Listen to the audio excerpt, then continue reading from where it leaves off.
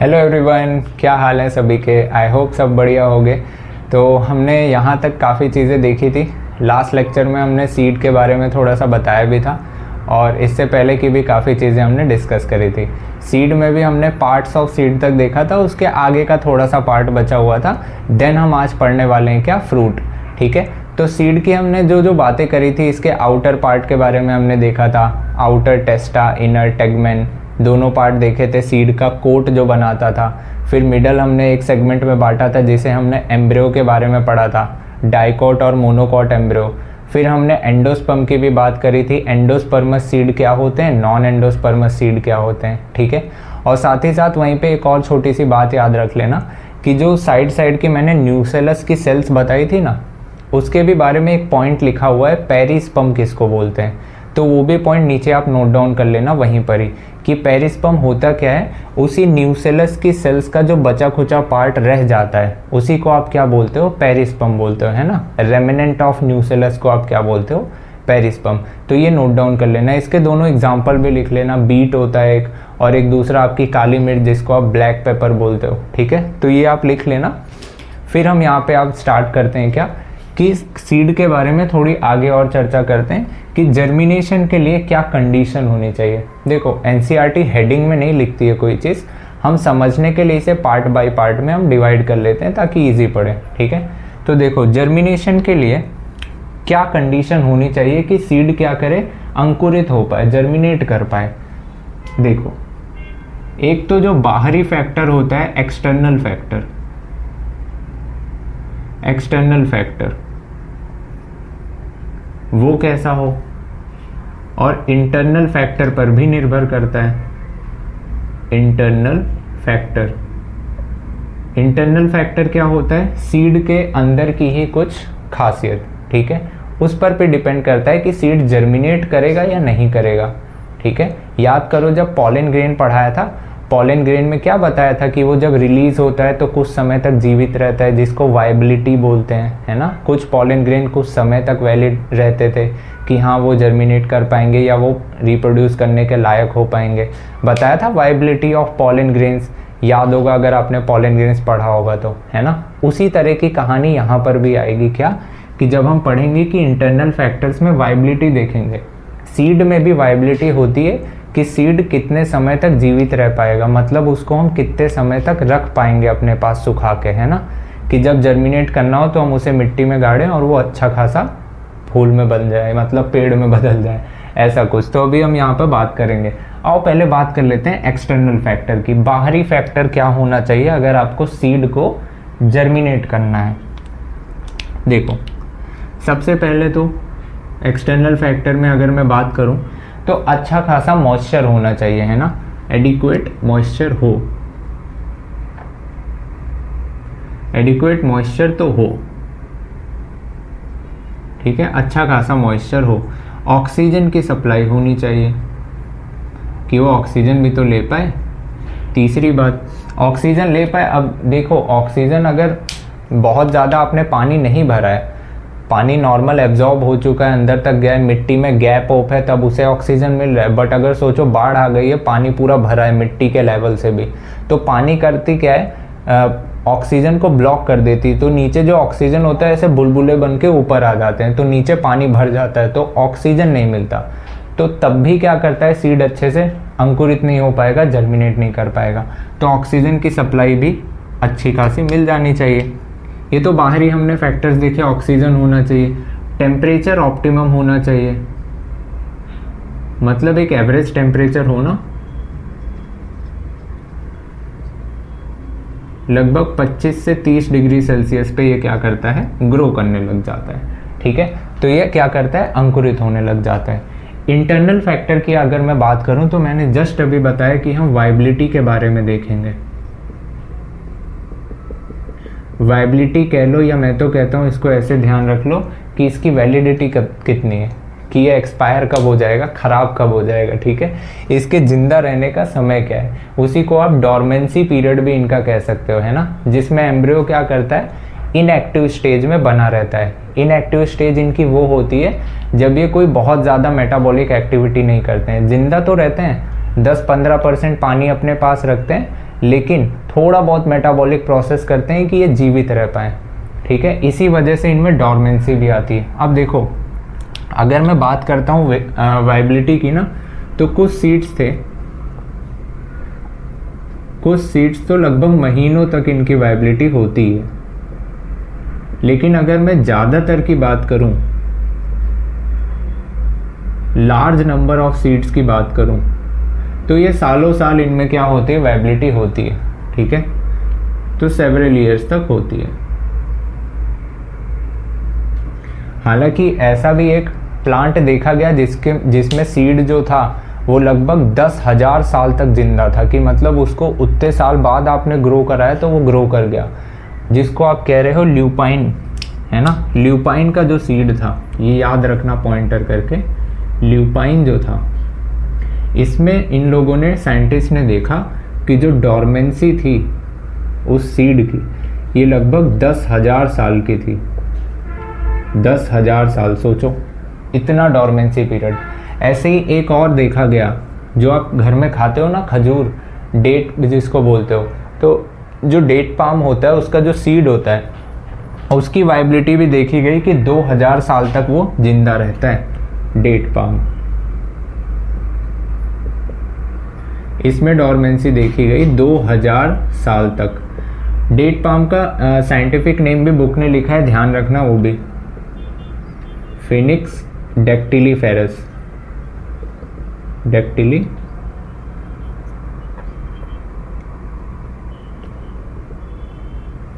Spelling check कर लेना, है ना। स्पेलिंग तो मेरी माहिर है ही अच्छी खासी तो स्पेलिंग चेक कर लेना। देखो, एक्सटर्नल और इंटरनल फैक्टर की हमने इनमें दोनों में बात कर ली, सीड के बारे में, ठीक। यहीं पे एक दो पॉइंट और एनसीईआरटी में ही ये लिखा होगा कि जो आपका होता है ना ऑर्किड, आपने नाम सुना होगा, उसमें ढेर सारे नंबर ऑफ सीड्स ऐसे लगे होते हैं, तो वो एक ध्यान रख लेना। और एक पैरासिटिक प्लांट्स के बारे में ऐसा कुछ लिखा है इसी सीड वाले में ही, कि कुछ पैरासिटिक नेचर के भी होते हैं, जिनको आप बोलते हो ऑरोबैंकी में देखा गया है, स्ट्राइगा में देखा गया है, तो उसको जस्ट हाईलाइट कर लेना कि रीड करते हो खाली नज़र पड़ जाए, ठीक है। बाकी ये पॉइंट्स थोड़ा ध्यान रखना, ये आप नोट डाउन कर लो, फिर थोड़ा सा आगे बताता हूँ सीड के बारे में ही, ठीक है। हो गया होगा, चलो।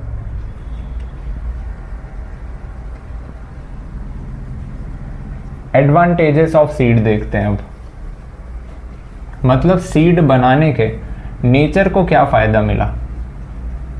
अब देखो, नेचर के पास पानी जो था, पानी का यूज़ हर जगह था।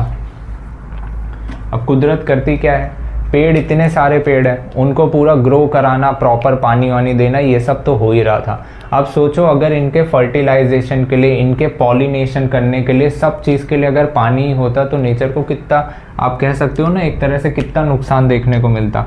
तो ये भी एक सीड का अच्छा खासा फ़ायदा है कि सीड जब बनना होता है, तो याद करो जब हम पॉलिनेशन पढ़ रहे थे, वहाँ पर भी मतलब जो पानी जो होता है, वाटर, पानी का कोई रोल ही नहीं आया। हाँ, रेयर केसेस में मैंने लिखाया था, जब हम बायोटिक, एबायोटिक फैक्टर देख रहे थे, तो एबायोटिक के केस में भी मैंने क्या बताया था, मोस्टली जो होता है विंड के थ्रू पॉलिनेशन होता है, ठीक है।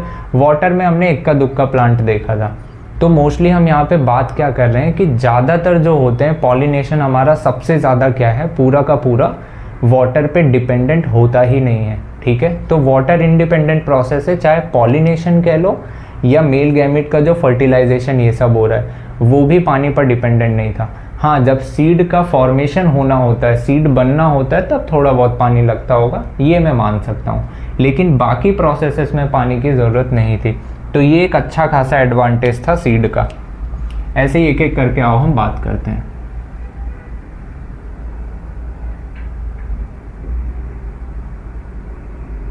Advantages of seed,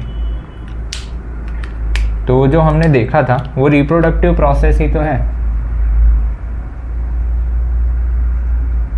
reproductive processes such as pollination and fertilization,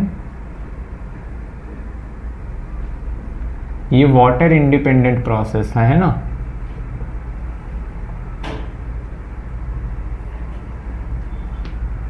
और जो सीड फॉर्मेशन होता है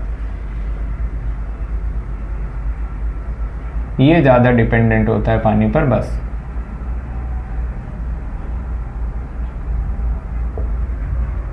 दूसरी इंपॉर्टेंट बात, सीड बनाने का फ़ायदा क्या था।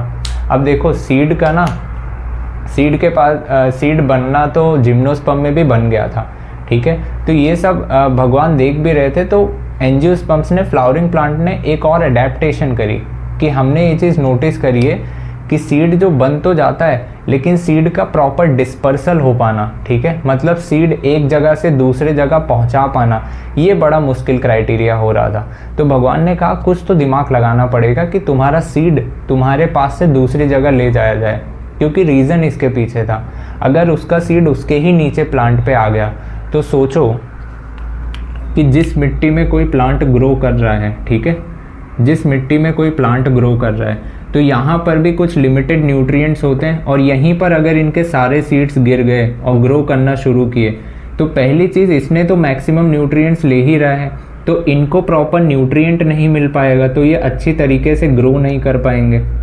तो ये बड़ी तकलीफ वाली बात थी। इसलिए ये चाहते थे कि इनका सीड इनसे थोड़ा दूर ग्रो करे। अगर ये ग्रो कर भी जाता तो इनको सनलाइट प्रॉपर नहीं मिल पाएगी, क्योंकि ये शेड में रखते और एम्ब्रियो को डेवलप होने के लिए सनलाइट की ज़रूरत पड़ती है, ठीक है। हालांकि माना इनके पास जो स्टोर्ड फूड होता है इससे जर्मिनेट कर जाते हैं, जब तक इनमें कली नहीं आती, हरे हरे ऐसे लीफ नहीं आ जाते, जब तक ये फोटोसिंथेसिस कर नहीं पाते हैं तब तक इनको डेवलप करने के लिए इनमें न्यूट्रिशन तो होता ही है। उसके बाद ये ग्रो करते हैं तो फोटोसिंथेसिस के लिए सनलाइट चाहिए, तो ये ब्लॉक कर देगा। तो ये सब कारण थे। तो भगवान ने किया क्या, अब यहाँ पे यही चीज़ आई कि एक काम करो, इनके सीड के ऊपर अच्छा खासा मीठा सा फल बना दो, है ना, जिसको आप बोल रहे हो फ्रूट। तो जो ओवरी की दीवार थी वो क्या थी, मीठी मीठी फ्रूट आप कह सकते हो, मीठा फ्रूट। तो कोई भी एनिमल होगा वो किसी भी प्लांट के पास आ रहा है तो किसी ना किसी कारण से आएगा, तो वो आएगा फ्रूट खाएगा और उसका सीड उठा के फेंक देगा, क्योंकि सीड कड़वा भी लगता है, ठीक है। तो ये करते क्या हैं, इसी के ऊपर, सीड के ऊपर क्या बना देते हैं, फ्रूट। तो ये जो इनका एडेप्टिव फीचर था, ये जो इनके पास एडेप्टेशन थी, ये काफ़ी कमाल की थी सीड का डिस्पर्सल कराने के लिए। और सीड अगर देखा जाए तो पूरे के पूरे एग्रीकल्चर का बेस बनाता है, इसी के ऊपर पूरा का पूरा एग्रीकल्चर डिपेंडेंट भी तो है। It is the basis of agriculture, ठीक है।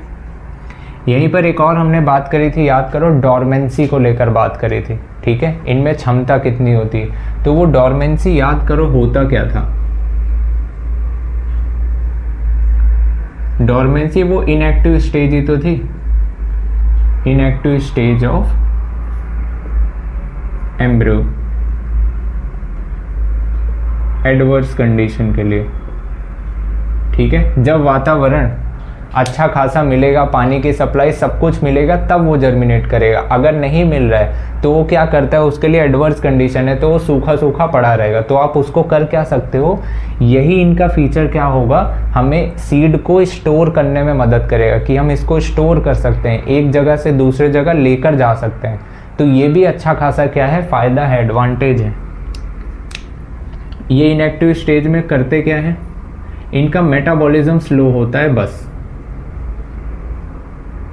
मेटाबॉलिज्म स्लो होता है, बाकी कुछ नहीं, जिंदा तो ये रहते ही रहते हैं, ठीक है। यही इनका क्या है, मेटाबॉलिज्म स्लो होता है। और ऐसा देखा गया है कि जो मैच्योर सीड होता है उसमें 10 से 15% तक पानी होता है, ज़्यादा पानी नहीं होता। जर्मिनेट करने के लिए तो सीड के अंदर अच्छा खासा पानी जाना चाहिए, तब वो फूलेगा, उसके बाद और प्रेशर बढ़ेगा, तब वो जर्मिनेट करता है ना। तो ये प्रोसेस होती है किसमें, सीड में। तो यहाँ तक एक बार आप देख लो कि हमने सीड के बारे में कहानी देख ली है। फ्रूट के बारे में थोड़ा सा हम डिस्कस कर लेते हैं, ये आप नोट डाउन कर लो। चलें स्टार्ट करते हैं, फ्रूट देखते हैं, आ जाओ।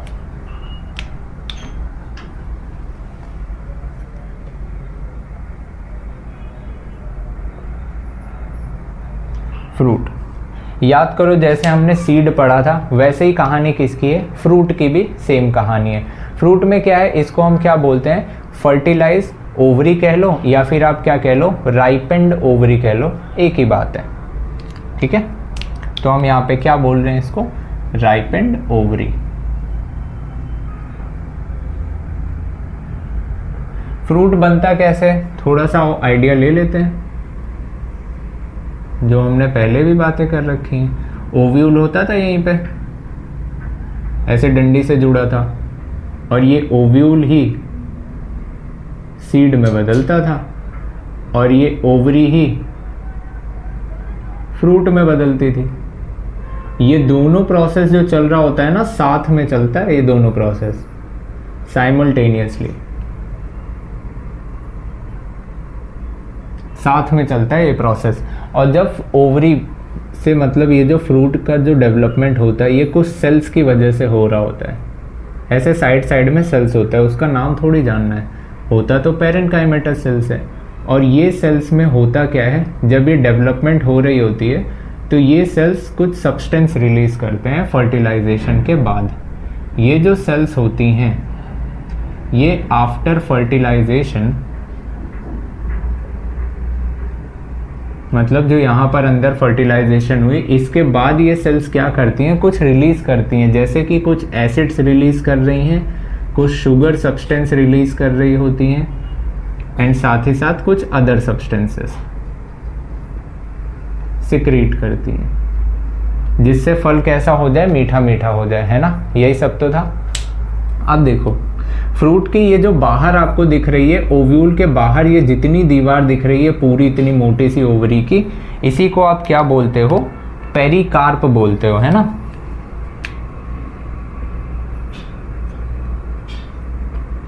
मतलब मैं कहूँ अगर कि फ्रूट को अगर मैं पढ़ता हूँ तो एक तो इसमें मुझे सीड दिखाई देता है, और एक ये बाहर का पार्ट जिसको आप बोलते हो पेरिकार्प दिखाई देता है, जिसको आप क्या बोलते हो, फ्रूट की वॉल। अब फ्रूट की वॉल देखो अच्छी खासी सॉफ्ट फ्लैशी हो सकती है, या फिर सूखी जिसको ड्राई कहते हो ये भी हो सकती है। तो पेरिकार्प की अगर मैं बात करूं, पेरिकार्प ये फ्लैशी हो सकती है, ये ड्राई हो सकती है। फ्लैशी होती है तो इन्हीं को आप क्या बोलते हो, ड्रूप फ्रूट्स बोलते हो। ठीक है, जिसमें मैंगो आता है, कोकोनट भी आता है। देखो मैंगो की अगर मैं बात करूं, मान लो ऐसे मैंने बनाया, इसमें ऐसे बीज होता था और अंदर ऐसे रेसेदार, जिसको आप अच्छा खासा येलो कलर का होता था, खाते थे जिसको, है ना। आम के जो ऊपर का छिलका होता है उसको आप क्या बोलते हो, एपिकार्प बोलते हो। और उसका ये जो मिडल वाला पार्ट जिसको आप खाते हो उसको आप क्या बोलते हो, मीजोकार्प बोलते हो। और जो अंदर वाला पार्ट है जो सीड के पास होता है उसको आप क्या बोलते हो, एंडोकार्प। तो इसमें ये तो एक तो मैंगो जो होता है, मैंगो, इसमें अगर आपसे कोई पूछे एडिबल पार्ट क्या है, तो एडिबल पार्ट इसमें क्या है, मीजोकार्प है। लेकिन हाँ ये ध्यान रखना, ड्रूप फ्रूट में एग्जाम्पल कोकोनट का आता ज़रूर है, लेकिन अगर इसमें आपसे कोई पूछे एडिबल पार्ट क्या है तो इसमें मीजोकार्प और मत बोलना। गरी के ऊपर वो जो ऊपर होता है ना अच्छा खासा रेसेदार स्ट्रक्चर अंदर वाला, वो क्या होता है, मीजोकार्प। और एकदम ऊपर जो कवरिंग होती है वो क्या होती है, एपिकार्प। और जो अंदर हार्ड स्ट्रक्चर होता है गरी का ऊपर का खोपड़ा उसका, वो क्या होता है, एंडोकार्प। उसके अंदर जब आप देखते हो व्हाइट कलर का वो सब पार्ट क्या होता था, पहले भी बताया, एंडोस्पर्म होता था। तो इसका एडिबल पार्ट याद रखना क्या होता है, एंडोस्पर्म होता है, एंडोस्पर्म होता है। तो ये बात ध्यान रखना, ठीक है। यहाँ पे हमने ये बात करी। ड्राई में जिसका ऊपर का छिलका ड्राई हो, उसमें आप एग्जाम्पल याद रख सकते हो ग्राउंड नट का, और दूसरा एक आपका एग्जाम्पल दिया है मस्टर्ड सीड का, सरसों का दाना, है ना।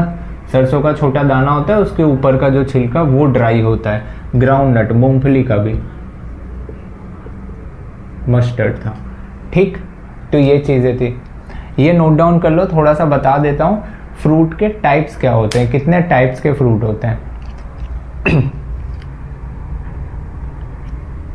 चलें आगे देखना।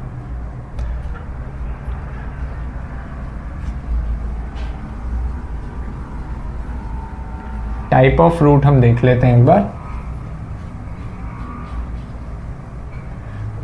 अब ये जो यहाँ पे मैंने बताया था ना, फर्टिलाइजेशन के बाद एसिड शुगर ये सब रिलीज होता है, ये हार्मोन की एक्टिविटी से हो रहा होता है। जब सीड बनता रहता है ना, उस टाइम पर ही क्या होता है, हार्मोन्स रिलीज होते हैं ताकि वहाँ पे सिग्नल मिल सके कि हाँ भाई अब शुगर रिलीज करो, ये सब रिलीज करो, फ्रूट बनाओ, अब ओवरी पक रही है, ठीक है। बट अगर सोचो ये सारे सिग्नल, ये हार्मोन वाले सिग्नल बीज बनाए बिना हम ये सिग्नल प्रोवाइड कर दें या फिर नेचुरली ऐसा हो जाए, तो उसको आप क्या बोलते हो, सीडलेस फ्रूट बोलने लग जाते हो। तो अभी हम देखते हैं, अगर मैं बोलूँ टाइप्स ऑफ सीड, अरे टाइप्स ऑफ फ्रूट,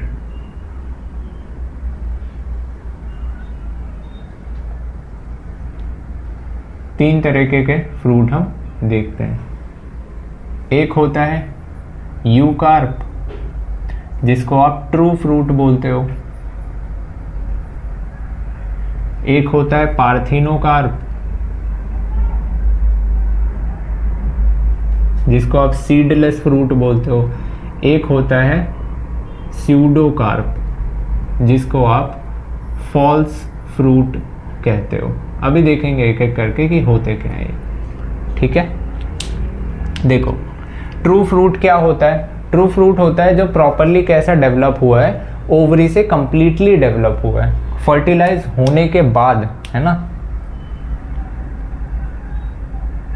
या आप कह सकते हो फॉर्म्ड फ्रॉम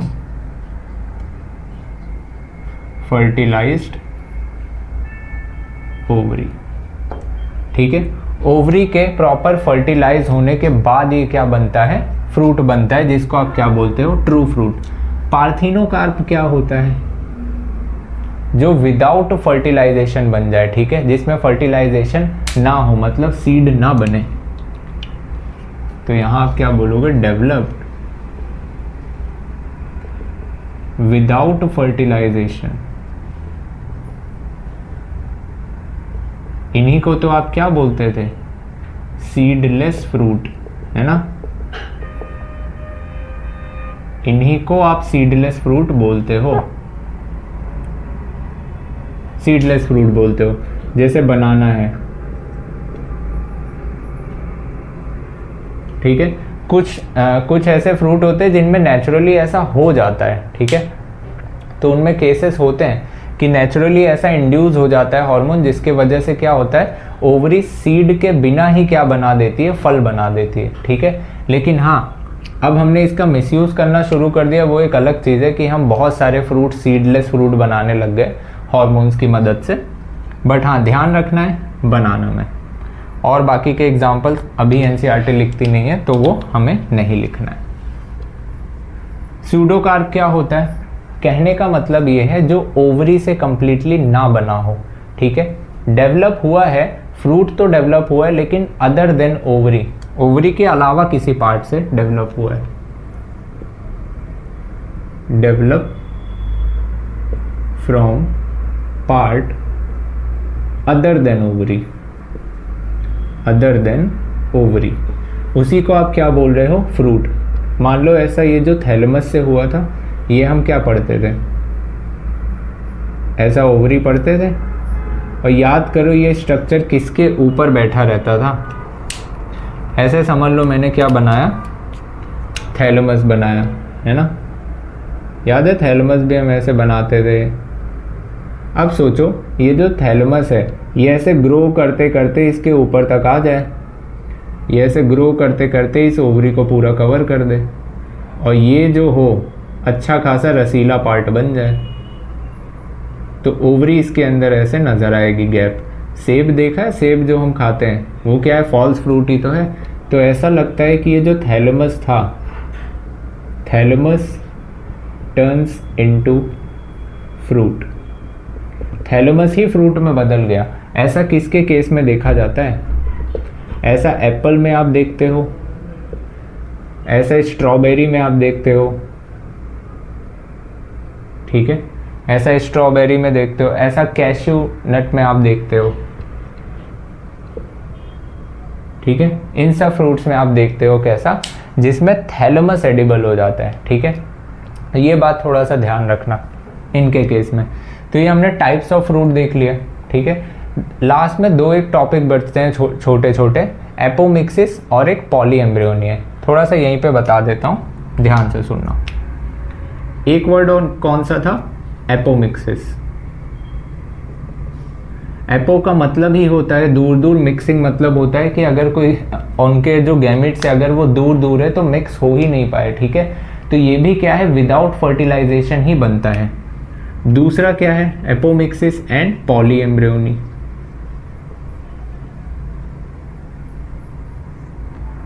इसका भी नाम बताता है पॉलीएम्ब्रियोनी का। पॉली मतलब ढेर सारे, एम्ब्रियोनी मतलब एम्ब्रियो, ढेर सारे एम्ब्रियो बन जाना एक ही ओवरी के अंदर। हालांकि हम पढ़ते हैं कि एक ओवरी में जो ओव्यूल था वो एक ही सीड बनाता था, ठीक है। अगर ढेर सारे सीड दिख रहे हैं इसका मतलब मल्टी कार्पेलरी फ्रूट रहा होगा, है ना। तो वो हम पढ़ते थे, लेकिन यहाँ पे केस दूसरा है, कुछ अलग सा हो जाता है। देखो पहले एपोमिक्सिस बताता हूँ। एपोमिक्सिस क्या है,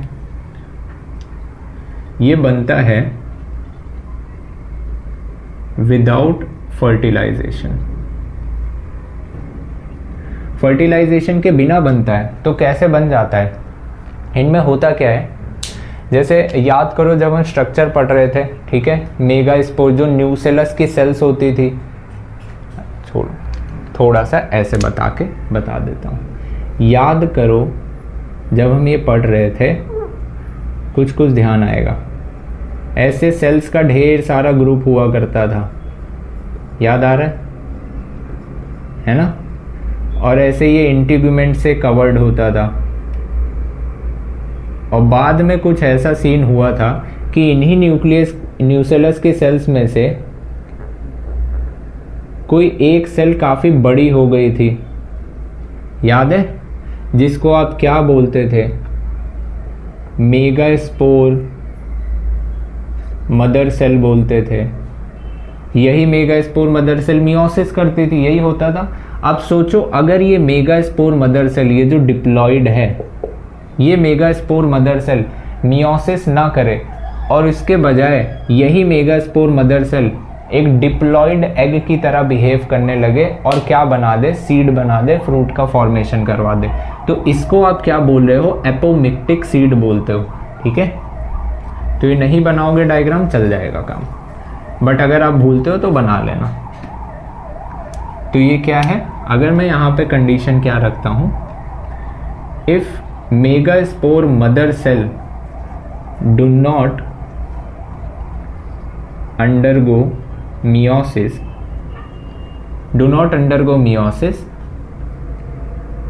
and act as diploid egg, और यही फिर फॉर्मेशन कर देता था उसका सीड का। तो इस सीड को आप क्या बोलते थे, एपोमिक्टिक सीड बोलते थे, ठीक है। इसी में कहानी भी लिखी थी छोटी सी, देख लेना, आर्टिफिशियल हाइब्रिडाइजेशन को लेकर लिखी गई थी कि हम काफ़ी परेशान हुए थे बार बार आर्टिफिशियल हाइब्रिडाइजेशन कराने के चक्कर में। तो हम एपोमिक्टिक सीड बनाना शुरू कर दिए थे, ठीक है, जिसमें वही डिप्लॉइड जो मियोसिस होके बनना था वो नहीं बनता था, और हम इसी से क्या करते थे, मेगास्पोर मदर सेल को ही डिप्लॉइड एग की तरह ये जो बिहेव करता था, इसमें भी हम कुछ ना कुछ छेड़खानी करके कुछ ऐसे सीड्स बनाने लग गए थे, ठीक है। तो ये सब आगे के क्लासेस की कहानी है, बट हमें खाली इतना ध्यान रखना है कि एपोमिक्सिस होता क्या है और कुछ नहीं, ठीक है। ये कहानी थी एपोमिक्सिस की। अच्छा, ये एक तरह का एसेक्सुअल रिप्रोडक्शन नहीं लगता है कि एक ही उसमें, जैसे यहाँ पर आपने देखा ओव्यूल हमने देखा था, यहाँ पर वो मेगास्पोर मदर सेल थी लेकिन ऊपर से कोई पॉलन ग्रेन नहीं आया था, तो ये लगता था कि किसी एक स्ट्रक्चर से ही डेवलप हुआ है।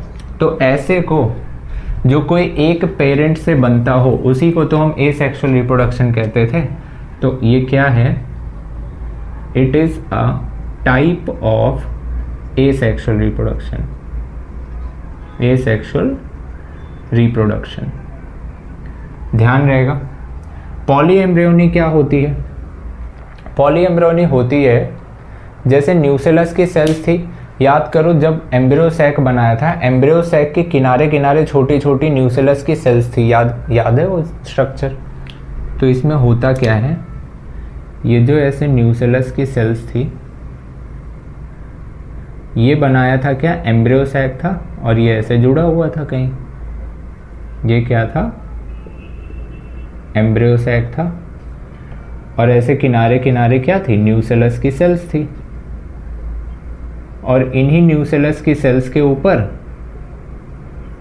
ऐसे इंटीग्यूमेंट की कवरिंग थी। अब सब नहीं बना रहा हूँ, ये समझ जाओगे, है ना।